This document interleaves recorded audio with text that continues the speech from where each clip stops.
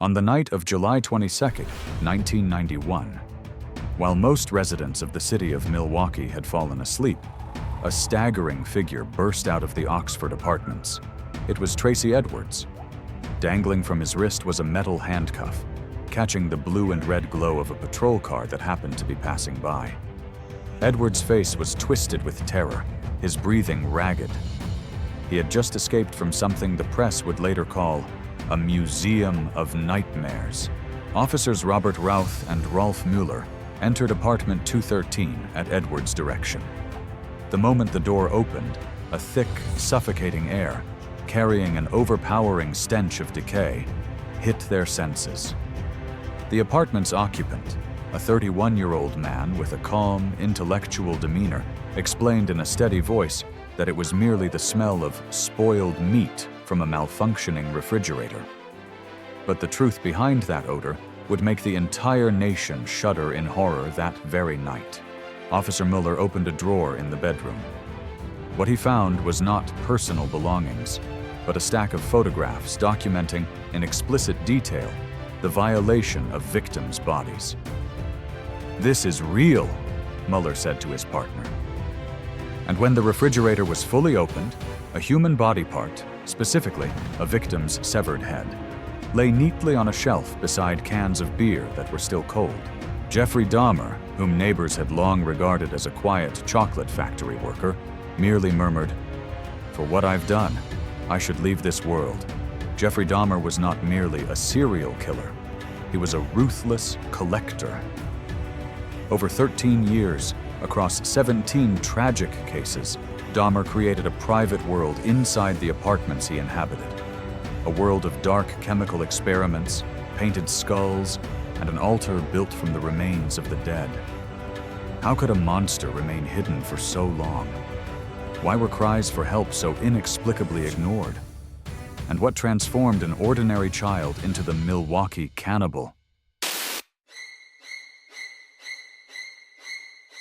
Jeffrey Lionel Dahmer was born on May 21, 1960, in Milwaukee, Wisconsin, into what appeared to be a quintessential American middle-class family of the time.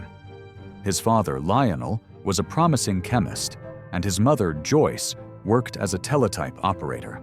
From the outside, it looked like a perfect household, with a heritage blending German, Welsh, Norwegian, and Irish roots. Yet few people knew that even while he was still in the womb, the first disturbances had already begun to ripple through this child's nervous system. Medical records cited by mainstream media and case documents later revealed a troubling detail. Throughout her pregnancy, Joyce Dahmer suffered from panic attacks, persistent vomiting, and extreme sensitivity to sound. To manage her condition, doctors at the time prescribed a regimen of very powerful sedatives, including barbiturates and morphine, at times totaling as many as 26 pills a day. In later years, scientists and researchers proposed a major hypothesis: that this heavy chemical intervention during a critical stage of brain development may have created deep fractures in Jeffrey's sensory balance and behavioral control. At the age of 4, a significant physical turning point occurred. Jeffrey underwent surgery for an inguinal hernia. From a child once described as cheerful and energetic, he emerged from anesthesia markedly withdrawn and quiet. He began retreating into his own inner world, standing apart from the games of his peers, observing life like a stranger inside his own home. Jeffrey's living environment was far from peaceful. Lionel's frequent absences due to work and Joyce's prolonged bouts of depression turned the household into a battleground of neglect. Jeffrey witnessed heated arguments and episodes in which his mother deliberately drew attention through exaggerated anxiety. In the silence created by emotional absence, a strange fascination began to take root. Instead of playing sports or assembling toys, Jeffrey spent hours capturing insects and sealing them in jars. He began walking along rural roads in Bath Township, Ohio, searching for animals killed in traffic accidents. He led friends into the woods, not to explore, but to violate the bodies of these animals. He was driven by a curiosity to see how they were put together. At one point, he even nailed part of a dog's body to a tree as a way of asserting absolute ownership. Tragically, this curiosity was inadvertently encouraged by his father. Seeing his son's apparent interest in science, Lionel taught Jeffrey how to use chemicals and bleach to safely preserve bones. Jeffrey became fascinated by the sound and appearance of the smooth, white bones. To him, they did not represent death, but the preservation of an eternal beauty, unchanging, unwavering, and never leaving him. As he entered adolescence at Revere High School, Jeffrey became an outcast. In a bid for attention, he began staging bizarre pranks that classmates dubbed the Dahmer Show, pretending to have seizures or strokes in the school hallways to provoke laughter. But behind these performances lay a darker secret.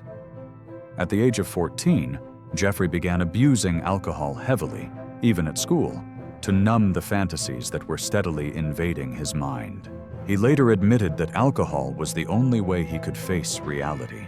During puberty, Jeffrey realized he was attracted to men, but his isolation twisted that desire into a craving for absolute possession and control. At 16, his first violent intent took shape. He hid in bushes near his home with a baseball bat, waiting for a jogger to pass so he could strike them and take them back to abuse. The plan failed only because no jogger appeared that day. Jeffrey quietly returned home, but the monster within him was fully awake, merely waiting for a more opportune moment to act on his depravity. Jeffrey Dahmer's childhood was not merely a series of tragedies, but a convergence of flawed components, from medical chemicals and personality-altering surgery to emotional neglect and misplaced lessons in chemistry. All of it paved the way for the summer of 1978, the moment when Jeffrey was no longer just a hunter of animal bones.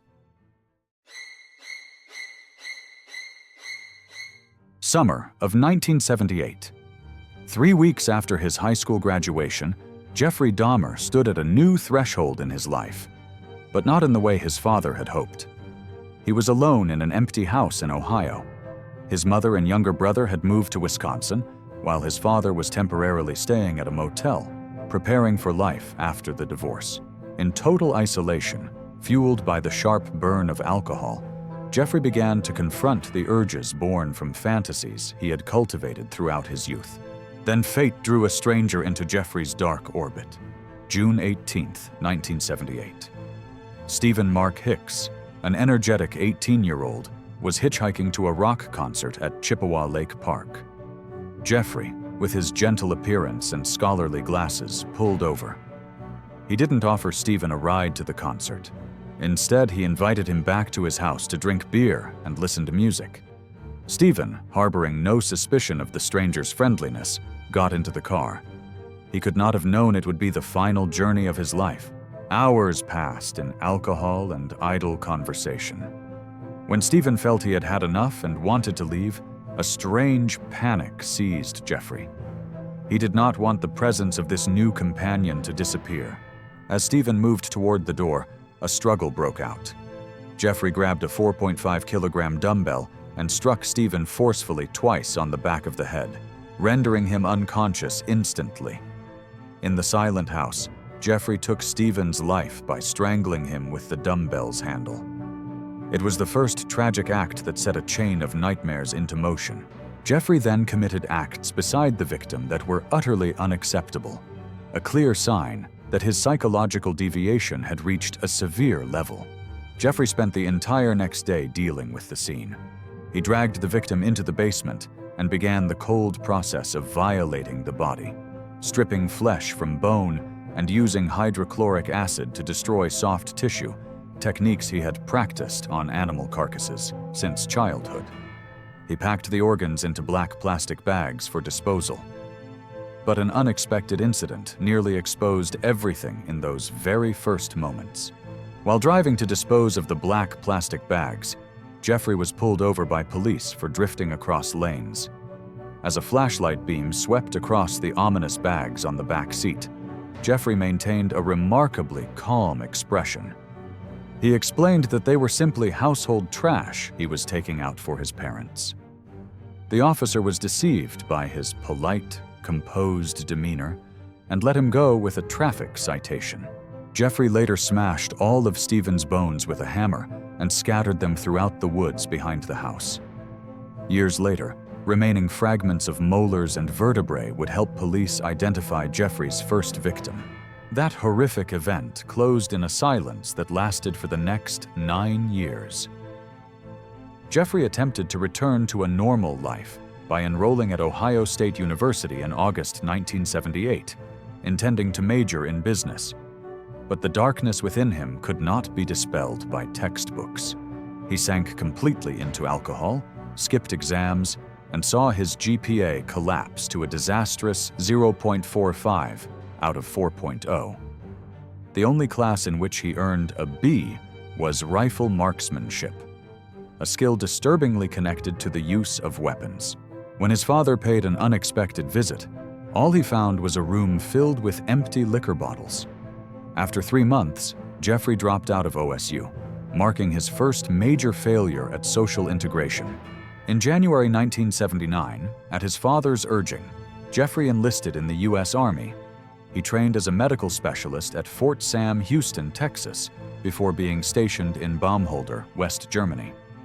In the military, Jeffrey was rated as an average soldier, but the darkness still followed him. 2 soldiers later testified that they had been assaulted by Jeffrey after being drugged in an armored vehicle in 1979. Due to severe alcohol abuse that drastically reduced his performance, Jeffrey was discharged in March 1981 for being unsuitable for service. The monster inside him had not been erased by military discipline. It was merely watching in silence, accumulating ever more twisted fantasies of controlling the human body. After leaving the army, Jeffrey lacked the courage to return home and face his father, so he chose to fly to Miami, Florida, to escape the northern cold and his family's judgment. There, he lived a drifting life, working at a fast food restaurant and burning through his wages on alcohol. At times, he slept on the beach and became a target of assaults. By late 1981, having reached the depths of loneliness and poverty, he called his father to beg for help and asked to return to Ohio. In an effort to pull his son away from alcoholism, Lionel sent Jeffrey to live with his grandmother in West Allis, Wisconsin, in 1982. At first, life there seemed promising. Jeffrey went to church with her, did household chores, and actively looked for work. He found a job as a phlebotomist at the Milwaukee Blood Plasma Center, but this stability was only a thin facade.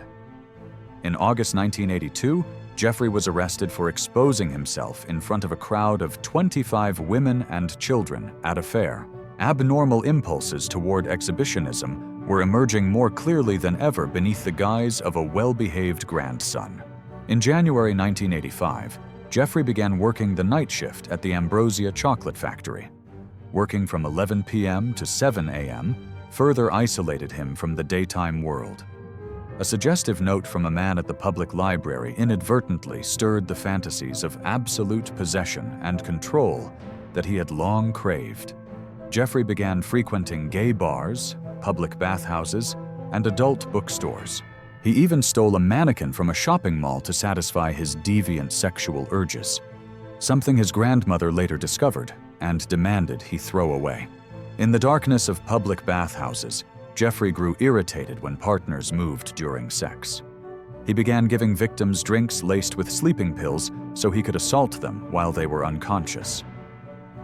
After one victim was hospitalized due to an overdose, Jeffrey was banned from the bathhouses and began using hotels to continue these acts. In 1986, he even conceived a plan to dig up the grave of a recently deceased young man and bring the body home, but the hardened soil thwarted the scheme. He was repeatedly arrested for indecent exposure to children and, in March 1987, was sentenced to 1 year of probation. The 9 years of silence since the first murder were not a period of remorse, but a gestation phase for a monster. And when that silence was finally broken, Milwaukee would face a nightmare beyond anything it could have imagined. Jeffrey Dahmer spent 9 years suppressing and nurturing his darkest fantasies. But by the end of 1987, the most horrific killing spree in Milwaukee's history officially began. On November 20th, 1987, while still living with his grandmother in West Allis, Jeffrey met a young man named Stephen Tuomi and invited him to the Ambassador Hotel. Jeffrey gave Stephen a drink laced with a sedative and engaged in sexual activity with him. Although Jeffrey did not intend to kill him, when he woke up the next morning, Stephen was dead, showing signs of severe trauma to the chest and extensive bruising. Jeffrey's hands and forearms were also bruised. Jeffrey realized he had caused Stephen's death but had no memory of how it happened. To deal with Stephen's body, Jeffrey hung a "Do Not Disturb" sign on the hotel room door and went to a nearby shopping mall to buy a large suitcase. He placed the body inside the suitcase before rigor mortis set in. After returning home, Jeffrey kept the suitcase in the basement for a week. He then dismembered the body, separating the head, arms, and legs from the torso, removed the flesh from the bones, cut the flesh into smaller pieces, and placed them in black plastic bags. The bones were wrapped in bedsheets and crushed. The entire process took about 2 hours, and Stephen's remains, except for the head, were discarded in the trash. Jeffrey wrapped Stephen's head in a blanket. 2 weeks later, he soaked it in a mixture of Soilex, an industrial cleaner with a strong alkaline base, and bleach, intending to keep the skull for his own pathological purposes.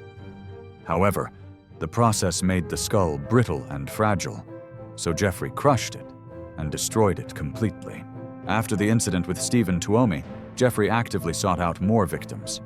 Most of them were met or became acquainted with him at bars and were lured back to his grandmother's house.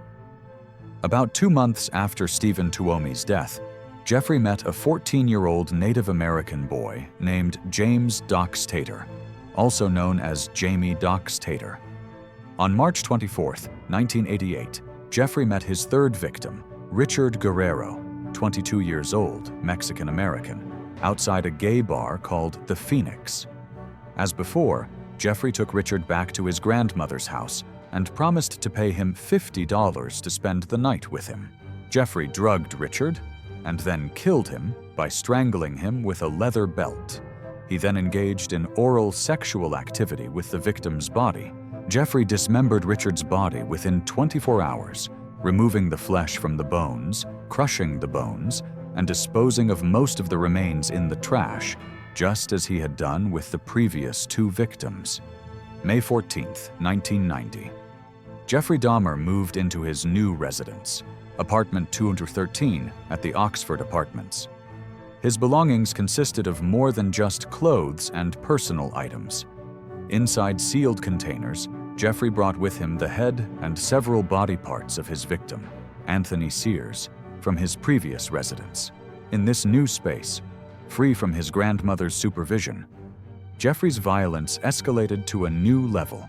He transformed the small apartment into a museum of horrors, a place where time seemed to stop for anyone who crossed its threshold.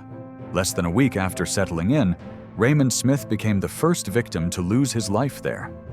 After rendering the victim unconscious with powerful sedatives, Jeffrey killed him by strangulation. In this apartment, he began a methodical process of chemically managing the crime scene, photographing the victim in various positions, then using sharp instruments to violate the body.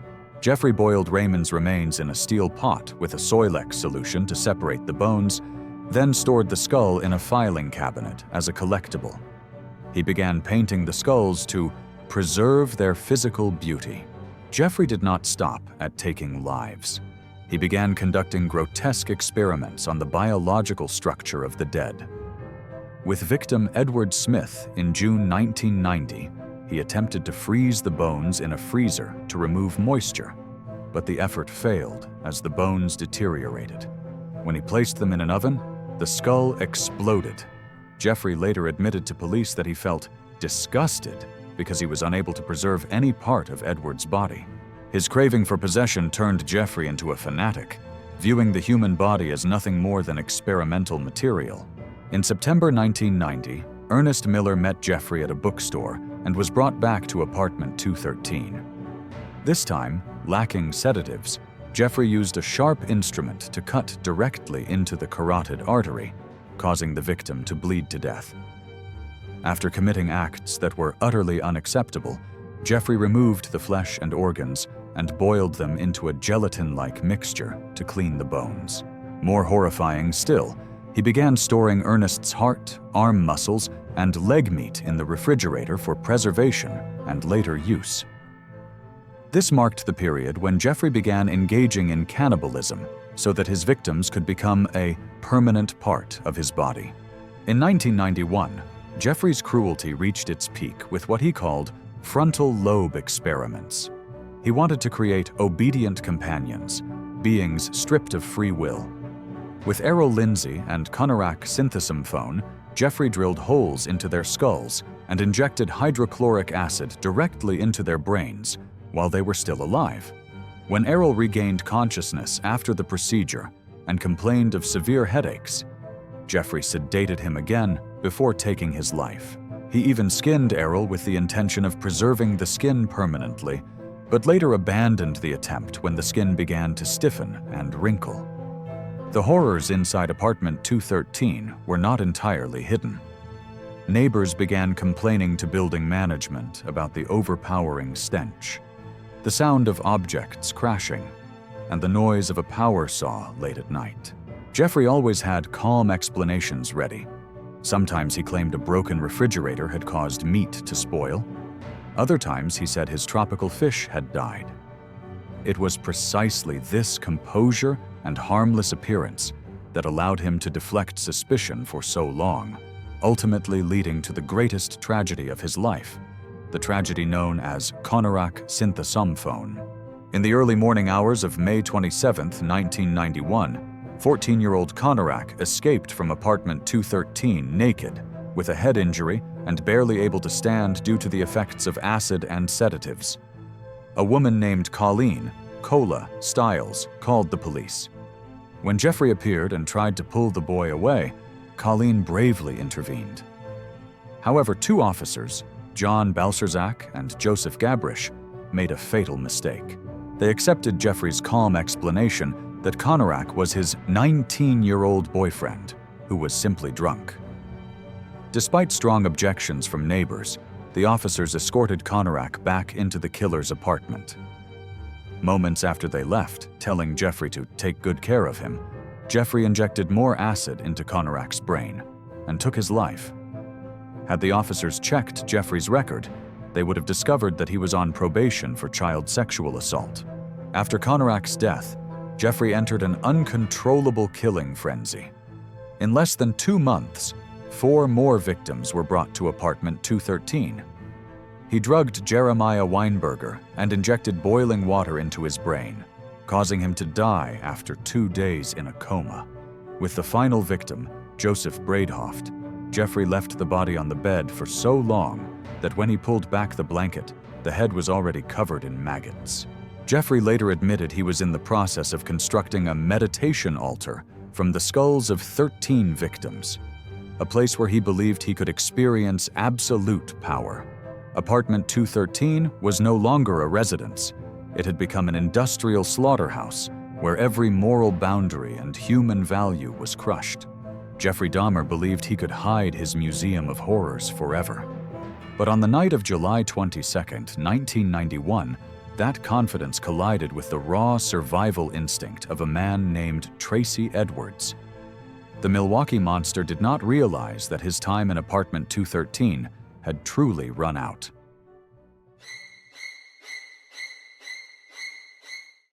The night of July 22, 1991. All of Jeffrey Dahmer's efforts to conceal his crimes over the past 13 years were about to collapse. At the corner of North 25th Street, 2 patrol officers, Robert Routh and Rolf Mueller, encountered a man named Tracy Edwards. Edwards' appearance was haunting. A metal handcuff dangling from his wrist, his face twisted in terror. He told the officers about a sick man who had threatened him with a weapon and chained him inside apartment 213.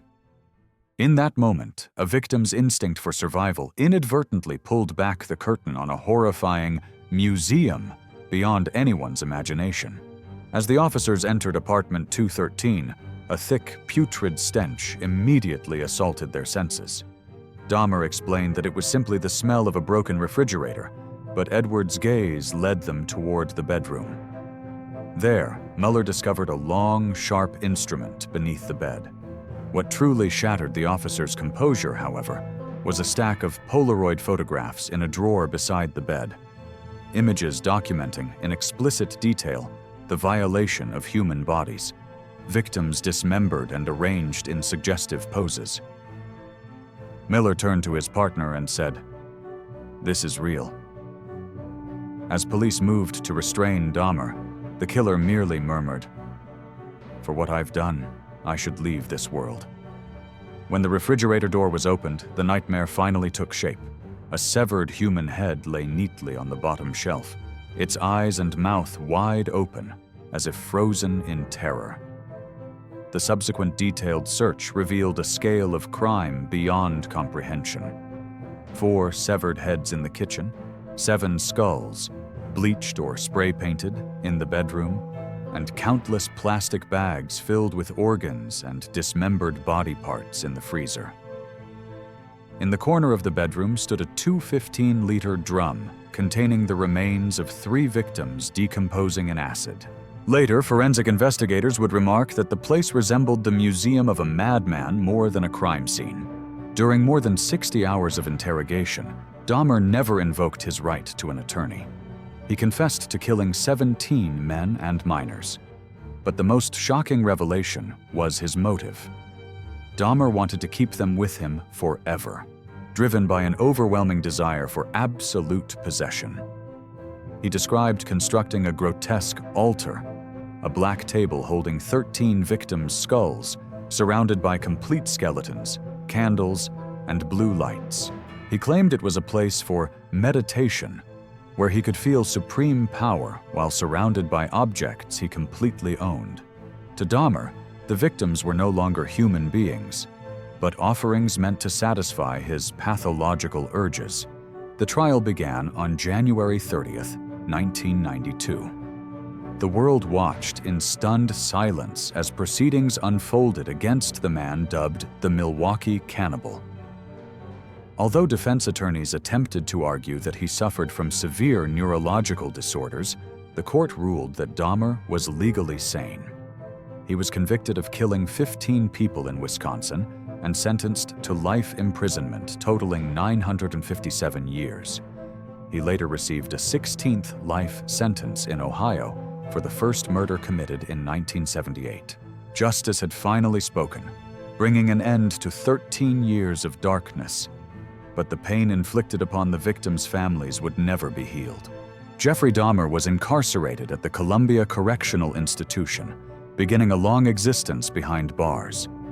He once admitted that he deserved to die for what he had done. The fantasies of his so-called altar of power were reduced to ashes within a diseased mind now fully exposed to the light.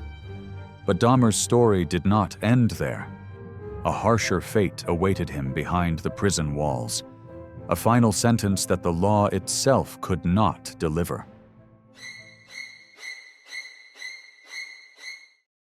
Jeffrey Dahmer began a new life behind bars at the Columbia Correctional Institution. During his first year, he was held in solitary confinement due to concerns about potential physical harm from other inmates. There, the man who had once spread nightmares turned to religion, reading the Bible and undergoing baptism in the hope of finding peace of mind. Yet the darkness never truly left him. Jeffrey frequently received letters and money from disturbing admirers, but he never replied to any of them. According to his mother, Joyce, Jeffrey had long been ready to die. He no longer cared about anything that might happen to him. On the morning of November 28, 1994, justice was carried out in the most brutal way.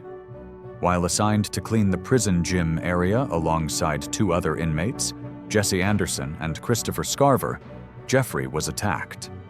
In the absence of a guard, Scarver used the metal bar of a dumbbell to strike Jeffrey forcefully in the head and face. Jeffrey died about an hour later at a hospital, at the age of 34.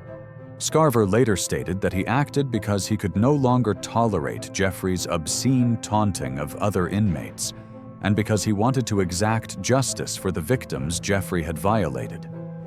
The end of Jeffrey Dahmer did not erase the haunting questions he left behind. How could a modern justice system allow a monster to slip through its cracks for so long? The case of Konarak Synthesomphone remains a permanent scar on the Milwaukee Police Department. The two officers who returned the boy to his killer were initially dismissed, but later reinstated and even promoted. Audio recordings revealed demeaning and biased remarks toward the victim and witnesses. This was not merely an individual failure, but a systemic indifference toward vulnerable, marginalized communities. According to his wishes, Jeffrey was cremated. Yet even in death, he remained a source of controversy. His mother wanted to donate her son's brain to science to study the roots of psychopathy, but his father firmly refused. Ultimately, the court ordered the complete destruction of the remains so that Jeffrey could truly leave this world behind. The Oxford apartments, the site of the most horrific memories, were also demolished in an effort to help the city heal. But for the families of the 17 victims, the pain endures with every breath. The Jeffrey Dahmer file closes with a stark reminder about recognizing monsters hidden behind ordinary facades. It is a lesson in vigilance, compassion, and our collective responsibility to listen to silent cries for help. Do not let indifference become the ground in which darkness takes root.